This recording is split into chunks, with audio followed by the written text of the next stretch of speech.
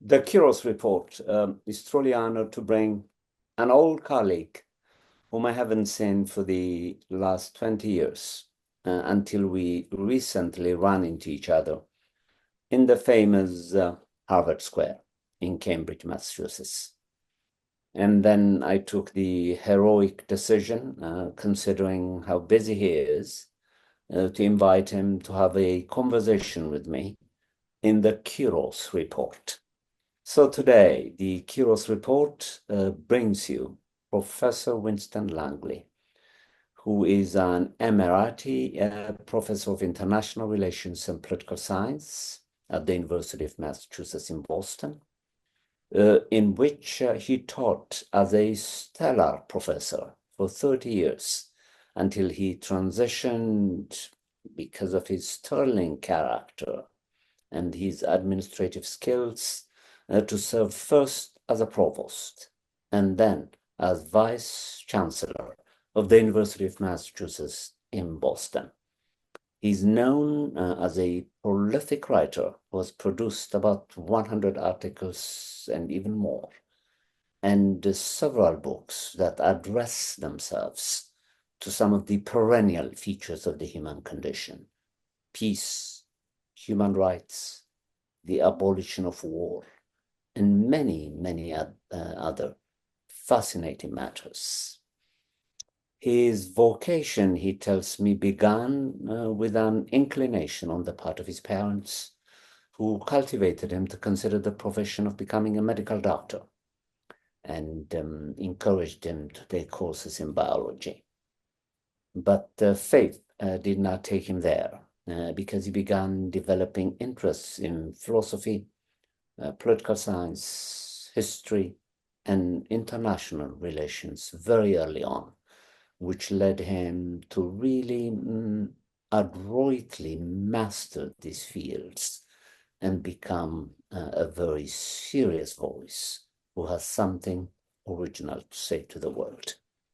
So today, which is really a meeting of two minds who worked as colleagues about 20 years ago, to begin what I hope will be an ongoing professional relationship in the future. And we'll begin this episode with the professor by addressing ourselves, if time permits, which is about an hour, to two central themes. The first theme would be the idea of war, that in one of his books he wants to abolish. His latest book, I think, is appropriately designated as The Abolition of War, that I would like to discuss with him. And secondly, I also chose him to be the first critical responder to my 23rd book called Zara Jacob's Inauguration of Modernity and Cardiocentrism, in which I try to discuss the functions of the human heart. I have asked him to converse with me, since the book is bound to produce provocations among philosophers and scientists who do not seem to think very much about the human heart. And this particular person is trying to make a case for it. So we'll discuss that also. Welcome to the Kiros Report, Professor Winston Langley. Thank you very much for having invited me and to be present in this engagement with you. The two subject areas you mentioned are very close to my heart, and I look forward to the discussion with every enthusiasm. Excellent. Thanks again. So let the first question be the following. If, as Noam Chomsky would say, a given phenomena could be analyzed deeply only and only if the question is formulated adequately. So let me try to formulate a question for you. As you know, the famous English philosopher Thomas Hobbes, in the wake of the 17th century, in his famous work, appropriately called the Leviathan, an image of a monster embodied in a king, in which he contends that we humans are fated to live a rather nasty, short, and brutish life. And in that, what is even more, we are intrinsically selfish, almost narcissistic, and greedy. And what is even more, he contends that our nature is essentially that of desiring beings, a desire after desire after desire, which he contends ceases to be only in death. The implications of this, I think, for the idea of abolishing war are quite phenomenal. I would like to put this challenge to you. How are we going to harmonize, if Hobbes is right, that human beings are essentially not good? And in that, because they are desiring beings, they desire for resources, which they don't necessarily need. And they don't stop desiring for these resources, which leads to war. And in that, we are in a permanent condition of war then, given our nature. I sense a paradox here between thinkers like yourself who are calling for the abolition of war against the background, if Thomas Hobbes is right, that human beings are warring beings, that they cannot help but desire war. Well, that is quite an assignment, I must say. If you will allow me to say that I think Thomas Hobbes was incorrect, and I'll try my best to prove that he was incorrect.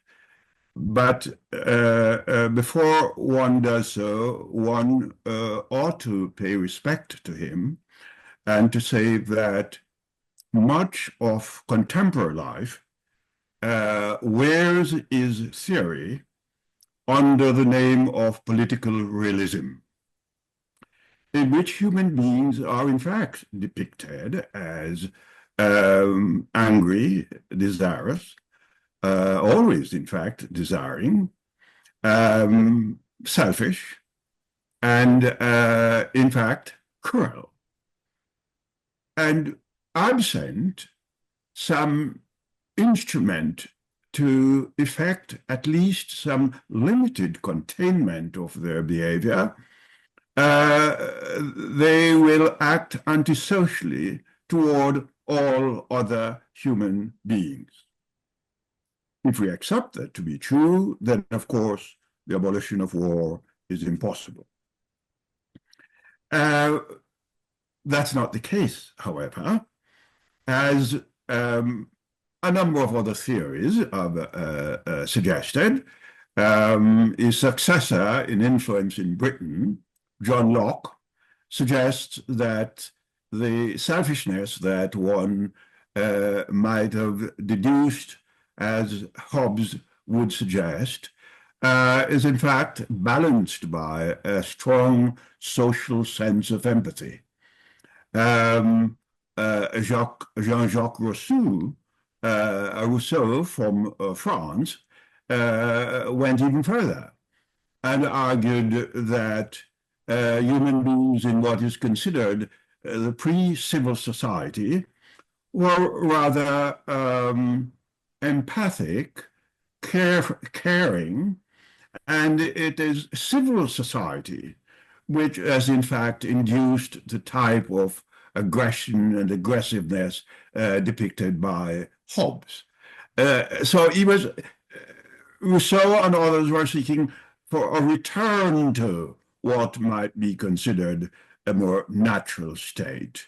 And indeed, when we come to discuss Zara Yacoub, one will see that he thinks that matters that have been created by an almighty have within them the impulse for goodness.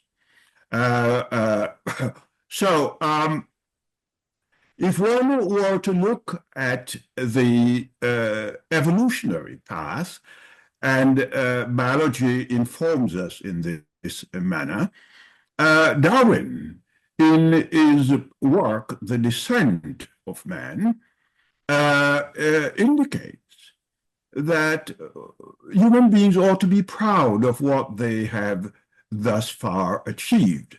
This is in the midst of the 19th century that he's saying this. Well, what is this about which human beings ought to be proud? Well, they have in fact descended from unicellular organisms to becoming human beings, and in the process of doing so, have extended their sympathies beyond the cell to the organs, to the systems, to the village, to the city, to what was then the nation state. That is a remarkable achievement, he said. And it needs but one other step to extend the sympathies to humanity as a whole, beyond the nation state. So Darwin himself, the author of evolution, envisioned another step. I would also like to suggest that indeed one of the things that David Hume sought to acquaint us with in the realm of sympathy is that human beings become accustomed to a sort of umbrella of that sympathy, what he calls affectation. And we can exceed it at our own risk, or we can underextend it at our own risk. That people become accustomed to those about whom one ought to be sympathetic. Social learning allows that. And any government that behaves in a manner that does not extend the sympathetic cord to a deserved group within its borders is likely to be punished. On the other hand, if it is overextended to those deemed to be unworthy, that also is going to be punished. And in contemporary life, we find that migrants, for example, are seen as perhaps not worthy of the extension of these sympathies, and governments that extend it are very often punished. But that's because we have not grown to understand that our own identity is implicated in that of the other. And that's what the central substantive contribution of the human rights regime has been. Mainly to say that a national identity is not the highest one that an individual can have. It is not that to which our primary loyalty ought to be extended, but our human identity. And to the extent we accept that human identity, then we cannot war against our neighbor or fellow human beings, etc. Excellent. Now, what is your vision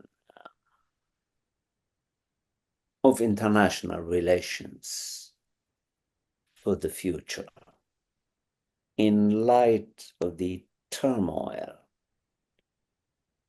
aggressiveness, and general malaise and unhappiness that seems to be environing the world at the moment?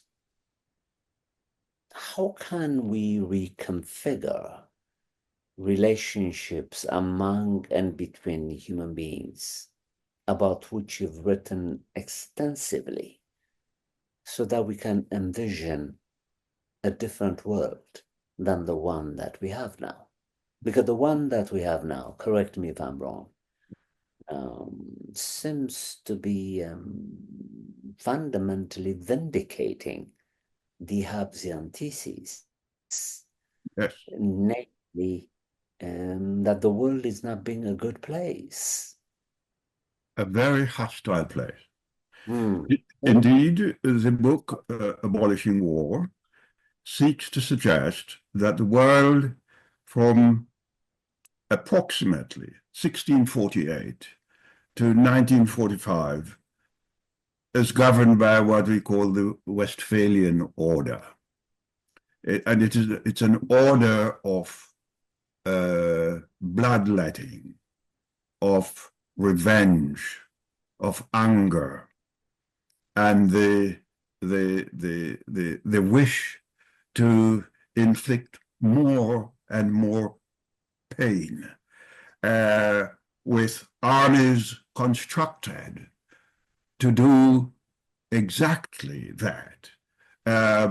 We shamefully become proud of possessing nuclear weapons that can extinguish the species itself.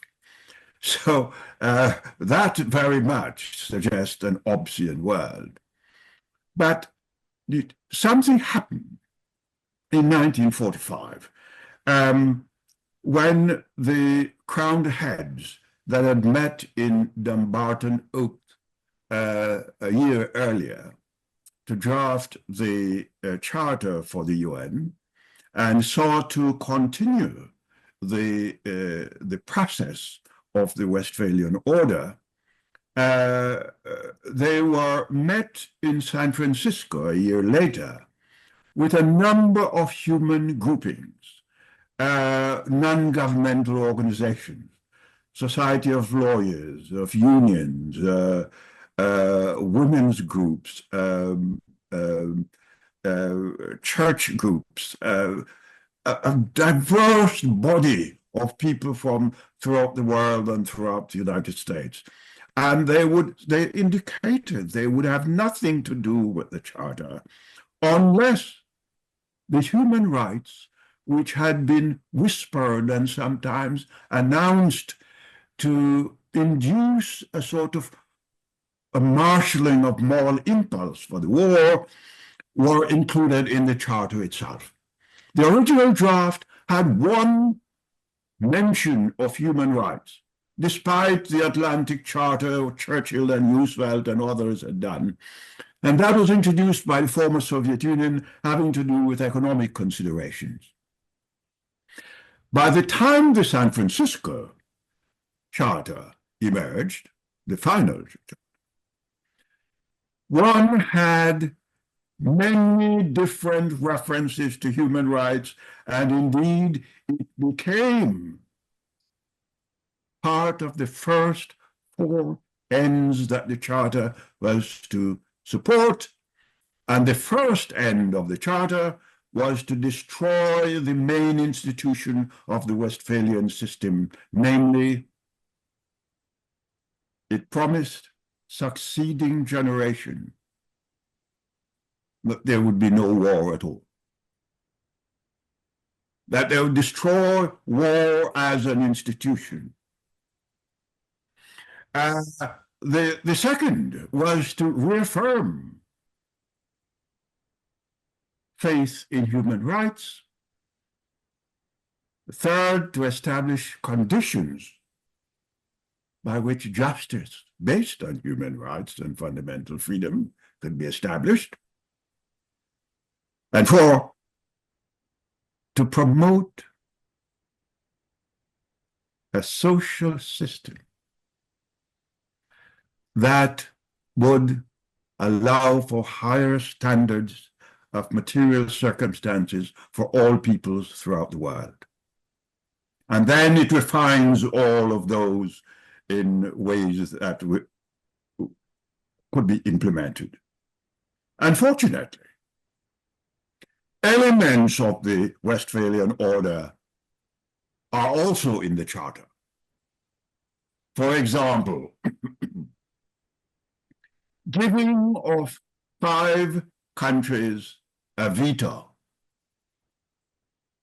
against decisions that could be made in a manner consistent with the well-being of all human beings rather than the national interest of nation states. So we have that major problem. The second is that we have not emphasized human rights in a substantive manner. We have emphasized it in a procedural manner. So we all learned about the right to worship and for tolerance and for healthcare and for freedom of the press, etc. All procedural. I never learned that we are brothers and sisters and we wear a common identity and must indeed act accordingly. So, to recharge that spirit to which you referred, the book proposes several things. Among them, a recasting of the UN, a radical alteration in its structure, as we know now. And I can go into some of these if you want me. Two, an emphasis on the substantive character of human rights. Three, a push in the direction of what we're going to discuss later, the role of feelings in human affairs, and not just reasoning, and a massive global movement of nonviolence. If we respect our brothers and sisters, we cannot use violence against them. Now, if you want me to go into some of the alterations in the UN Charter, I shall be happy to do so. Please do. Yes. The first thing I sought to do, and I'll go through the different organs, is to suggest that the Security Council, we should not expect that the 5 permanent members will suddenly give up the privilege they currently enjoy. It is really a monarchical privilege by which successive governments of nations over the years succeed to a permanent position, an inherited position, the right to exercise veto. In other words, every succeeding government of Britain, the United States, China, France, and the United Kingdom inherits the veto. It's contrary to every principle of equality and democracy. So we claim that they are unlikely to accept it. But what we can do, we can create a condition by which they will be embarrassed to exercise that veto. And here are the conditions. No additional permanent members will be added, as is being contemplated today. Instead, we will have 6 or 8-year terms for countries such as Japan and Germany and India, perhaps one for Africa as a whole, for Brazil, or perhaps given states within Africa, Ethiopia, South Africa, Nigeria, however it is deployed. They are re-electable based on their behavior in implementing the terms of the Charter, not on the basis of any hereditary principle. The General Assembly will re-elect them. We will continue the existing 2-year tenure for usually accorded to smaller states, and expand the membership of the Council to about 24, keeping the permanent members as we know them today. Linked to this is something that happened in the Korean War.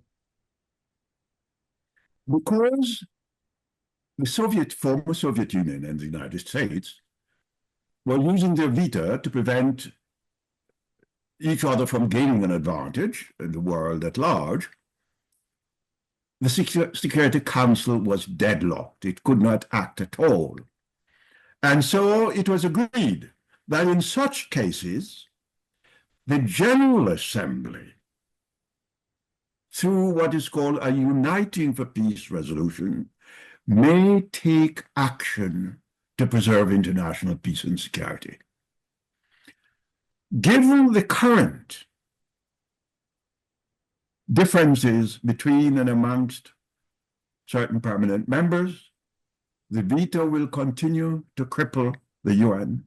So the proposal is to revive the Uniting for Peace resolution, and with additional members that are going to be serving for 6 or 8 years, their armies can instead be put at the disposal of the UN for purposes of dealing with certain matters affecting international peace and security. I'll come back to this matter. The second area of modification is that of the Secretariat.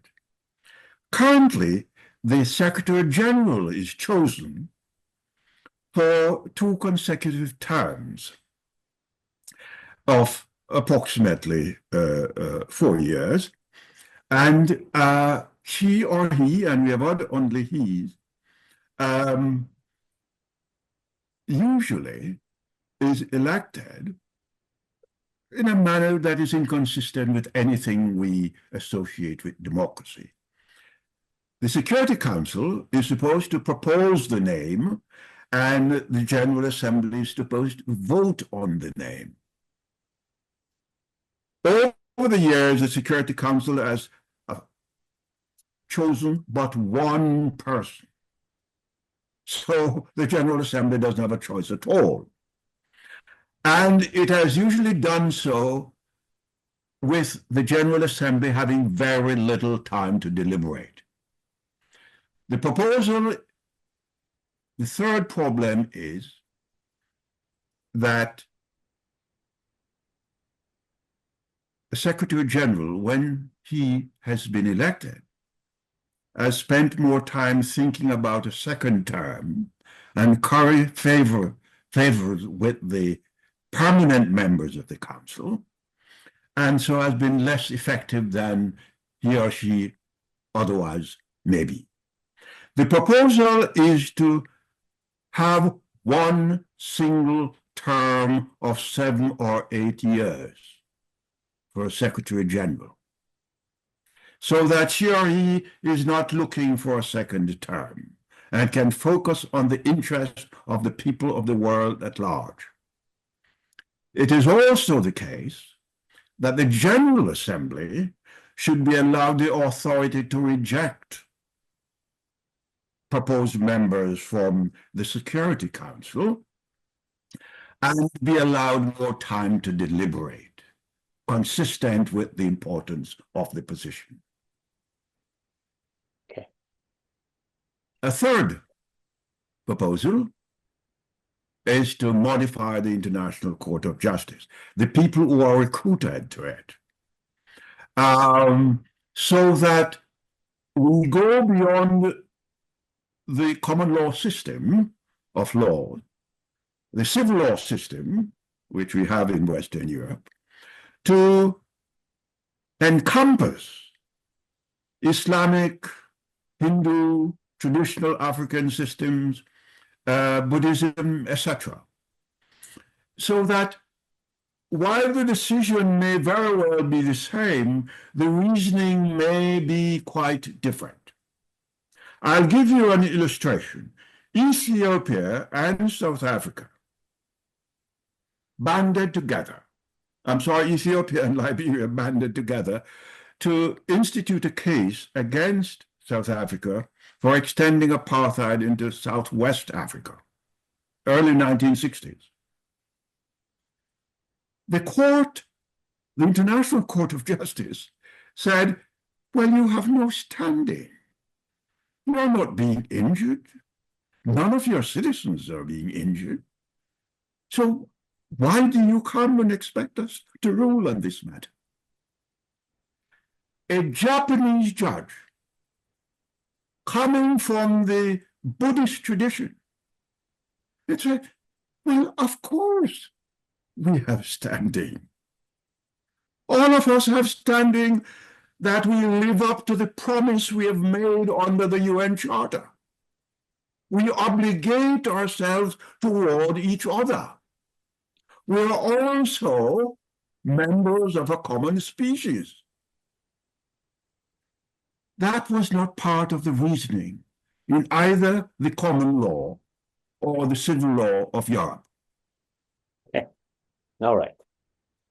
Well, this is quite detailed and very, very informative. Before we move to the second and final part of our conversation, let me ask one more question, namely, as you were just hinting, and quite rightly, the human self, the original human self, inhabited a single space and time, which resulted in the creation of the world in which we live. And yet, we humans who are masters of separating ourselves from one another have now quartered the world into what we call the global south and the global north.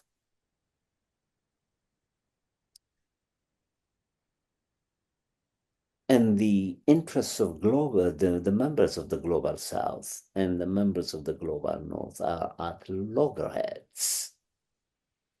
The UN now is being challenged by BRICS, for example, with the baptismal interventions of the Soviet Union, China, Iran, South Africa, etc.,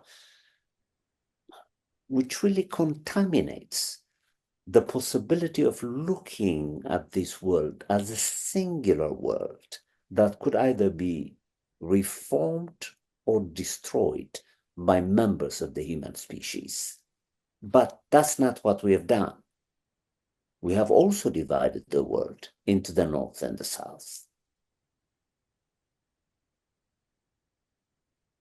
Yes, indeed. And I'll just say this parenthetically before addressing your concern.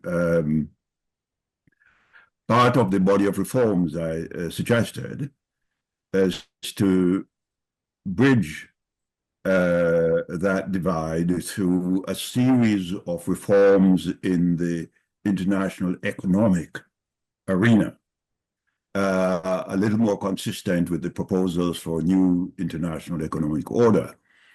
There's also a proposal dealing with a global university system through UNESCO and a new system of global healthcare. So all of those are provided for in the book to get around the issue of the North-South. But let me address that very specifically. Yes, the Article 2, Section 7 of the UN Charter suggests that the UN itself should not interfere in matters which are essentially within the domestic jurisdiction of states. That is the old Westphalian system.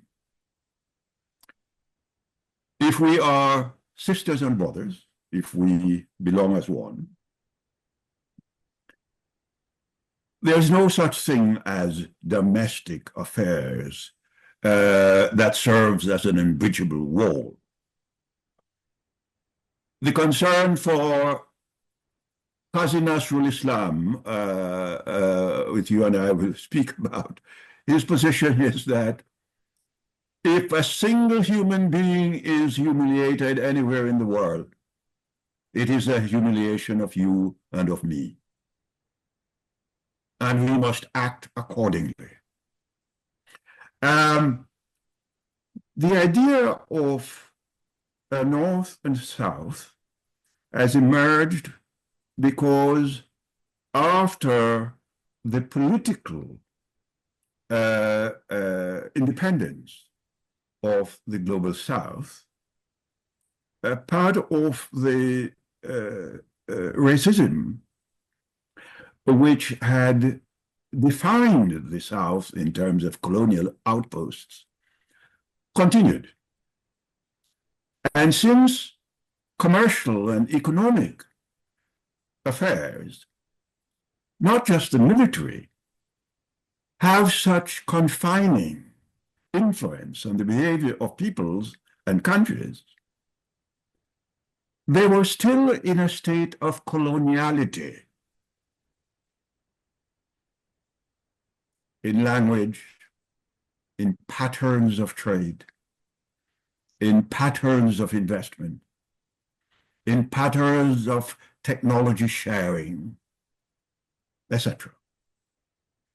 So, because of a continued effort of many countries, especially in the North, to have a privileged existence, a cleavage developed, which under the human rights regime should not at all have developed. Should not at all develop in the space you referred to earlier that defined how we came to be originally. But for very reasons of domination, technological domination, and that will become even more important in the future, commercial domination, financial domination, we have a single currency in the world that dominates trade, investment, etc. Now, that currency is not one that belongs to the people of the world.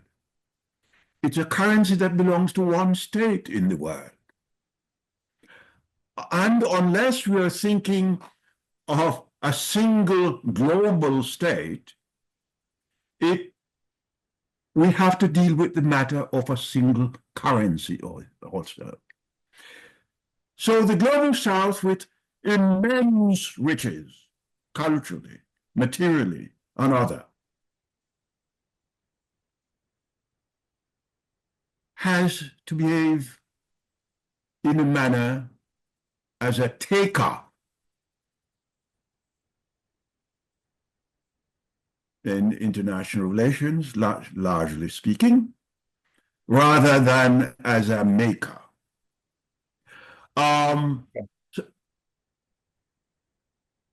BRICS came into being because of this, and in fact, while it could have some favorable influence in preventing a single global state from emerging, unipolarism as it's called, it also could be a source of further division of humankind.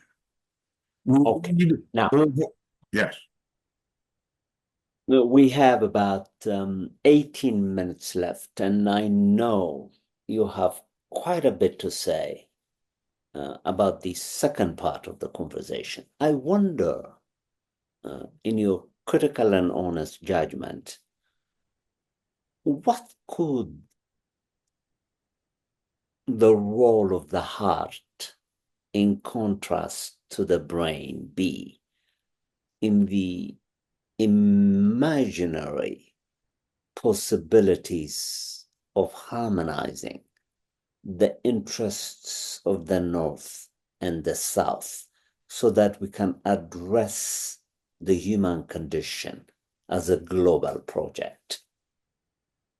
I wonder if you had had some time to at least skim through my book I would just released. Yes. I think its potential contribution to a North-South meeting, and not just a meeting, but as a continuing interrogation of hearts, happens, in my judgment, to be immense. From what I found in your work is that Zara Jacob is a disruptor. A disruptor of what is normally understood as normal. And part of what has been normal in the West and now for the world at large because of the cultural dominance of the West is that reasoning and rationality, conduct that emanates from what is considered the brain, is the only one that merits respect. That's what has become normal. Here is a philosopher, a man whom, in my mind, I am now comparing with Omar Khayyam of Persia, Francis Bacon of Britain, a contemporary thinker from a distinguished professor from the Department of Neurology in the Iowa College of Medicine. He has a recent book, The Feeling of What Happens, Body and Emotion in the Making of Consciousness.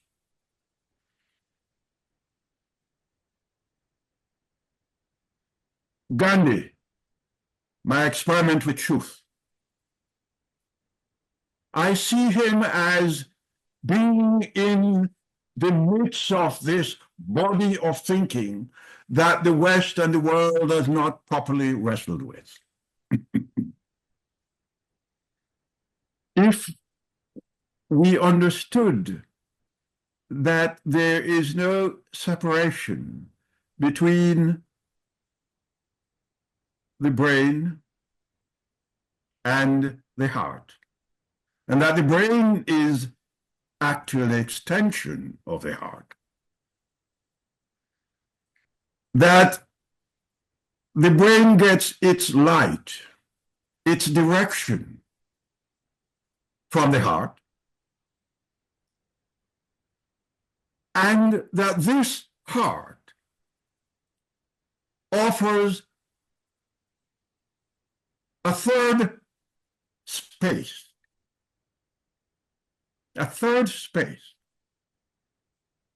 within which human beings can jointly interrogate each other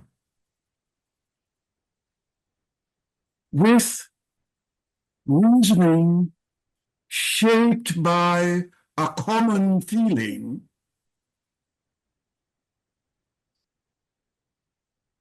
then we'd also understand several things.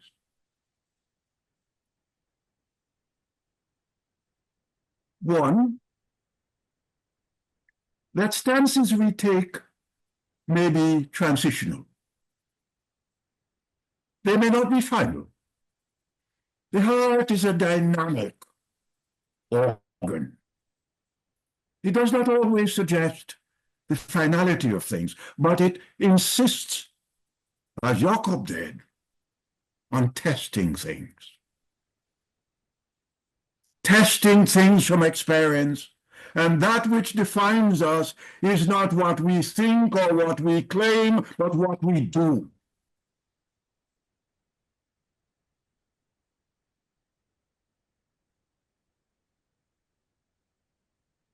He accepts the world as it is created, as something good.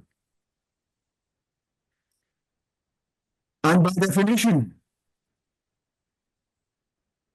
there is something good about us because we are part of that creation.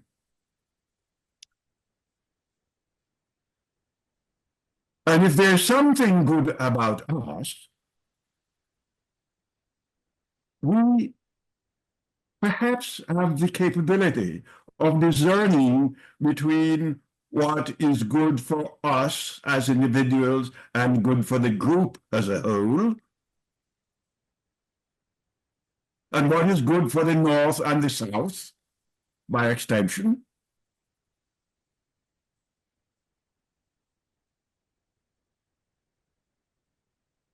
We can also avoid what may be considered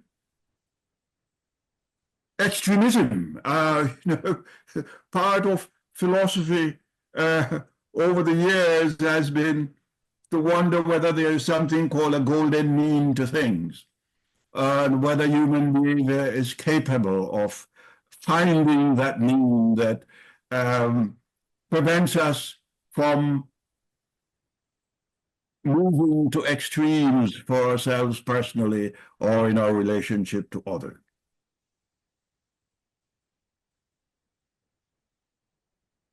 Colonialism was an extreme, an evil extreme.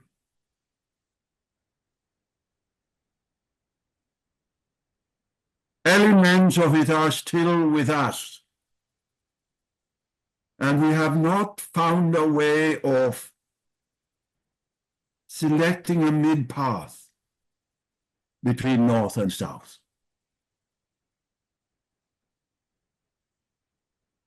Okay. Paradocentrism is the root. In fact, what you've done, which is remarkable, is to tie it with the project of the abolition of war, and to even add on to your thesis. There is now a growing movement of the reinterpretation of human nature. Yes. Countering the Hobbesian thesis, brilliantly articulated in the Upanishads, in which the self is simply looked at impervious to separation, because we are all entangled. So the notion of entanglement, which is central to quantum mechanics, is equally central to the Upanishads, because even on the atomic level of the configuration and constitution of the human self, what is being observed by the observer, who in the course of observing something or the other is also observing itself, is that the atoms themselves are entangled, and in that one atom cannot coherently exist without its entanglement to the next atom, which is similar to the argument in the Upanishads that Yes. the notion of separation is simply nonsensical, because the self is a united whole, which is what Zara Yacob, in the wake of the 17th century, from the standpoint of revolutionary Christianity, is also bringing into the discourse about our inherent entanglements with one another. And in that, these separations into the global south, the global north, and so forth and so on the atomic level, are nonsensicals. But human beings have been systematically conditioned for generations to take entanglements as features of the human self when they really are not. And in that the new education for the next generation, I try to modestly contend in the book, is the re-education of humankind to rediscover its hidden potential, namely entanglement, unity. Indeed, as going through your work, I wished I had had it even as a citation for my book on abolishing war, because, as mentioned, one of the reforms suggested is the complete reformation of the UNESCO, the United Nations Educational, Scientific, and Cultural Organization, and the creation of a new system of universities, because existing universities, in my mind, are still under the Descartian way of thinking, among other things, along with a major nationalist trait. The enmeshment of human beings is not part of their thinking, or they will confuse enmeshment with a single point of entry, namely Harvard Square or London or Cambridge or Oxford, etc. The envisioned university would have a new curriculum with one major campus on every continent or subcontinent, and of course all of the schools and colleges we today have. But for example, in the teaching on issues of the environment, the focus would be on a management of the life-producing and sustaining system of the globe itself, and to show students how these, to use your own word, are intermeshed.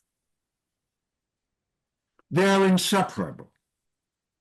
And part of what we are fighting for the environment is that enmeshment, and all political, social, and economic institutions should pattern their behavior accordingly. That's Jacob's position. In fact, to your credit, Yeah. I know you're characteristically modest. I looked at the heroic efforts you made, first as a provost, and then as a vice chancellor at UMass Boston. I wish I had contacted you 20 years ago before I became old. So You're young at heart. So that I could work for you. You even dared to redefine the idea of the classics. Yes. It's exactly the correct route. That the classics need not necessarily be centered only on Europe. Sure. Every tradition, every cultural contribution of the members of the human species have classics in them. And in that, we need to redefine the idea of the classics so that we could have an Indian presence, an African presence, a Chinese presence, a Latin presence, the presence of all human beings who have been attempting to define themselves. You did this. You're the only administrator that I know of who made an effort to do this. What saddened me, as I told you when I met you at Harvard Square, is that you retired too early. This work needed your presence at UMass Boston because it's a work that is going to take a lifetime effort. I did not want. Thank you. I must say that I had not planned on leaving, and I regret that I did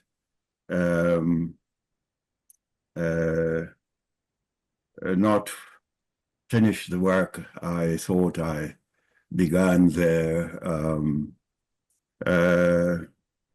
with you, and indeed just what you are doing with Jakob is exactly what Professor Tamjidi is doing with Omar Khayyam. He's writing a 12-volume work on Omar Khayyam, and the thinking between these two great, in fact, I see them as world figures, is astonishing, and that we today know so little about them says something about the narrowness within which we have been living. We should not bequeath this to our children and our children's children. Thank you. Yes. Well, this has been a remarkable opportunity for us to meet and start a conversation which will be ongoing. I cordially invite you, when you have time, to come and give us a report once a year on what you're doing. And much more importantly, I also appeal to you to help me institutionally to spread this project at a suitable university with you as my mentor. I, from the depth of my heart, for so readily willing to come to the Kiros Report and give what many will consider a phenomenal contribution. Thank you so much. You're quite welcome. And believe me, I will make every effort in that direction. I think everybody should have the Kiros Report.